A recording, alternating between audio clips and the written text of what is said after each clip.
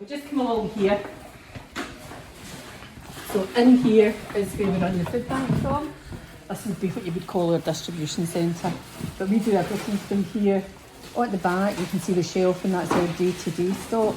We also have a container out in the car park that has our other stock. And we have stock in town, in a place in town. We do all our sorting from here. So when food comes in, it's weighed and then it's sorted into types and dated. Our packing, if we come through this way, you can see some of these bags underneath there. That's the ones that we know people are definitely coming in for today. So we have an arrangement with some of our referring agencies who will phone or will send us a list in and tell us.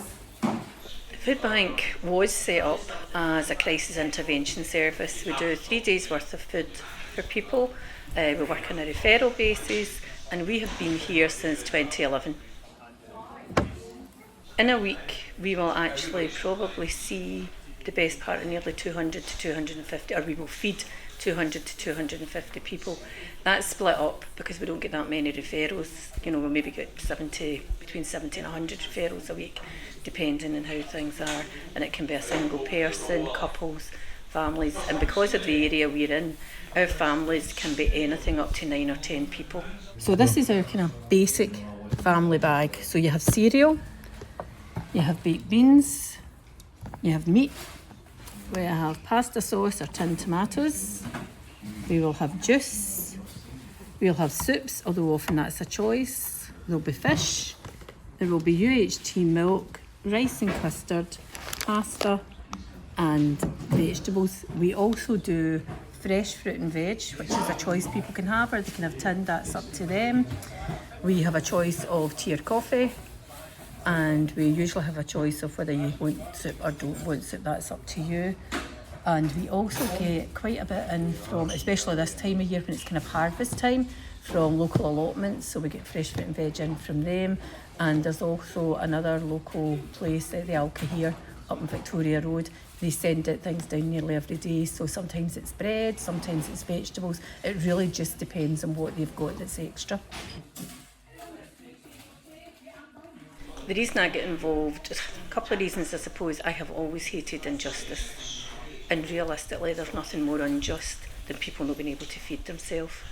We saw a decrease during COVID, and we have since then started to see like a kind of gradual increase, and probably the past 3 months that's been more of a steady increase rather than a gradual increase, and I expect that to continue and increase again probably end of October, by the time the fuel crisis and the impact of that has actually hit.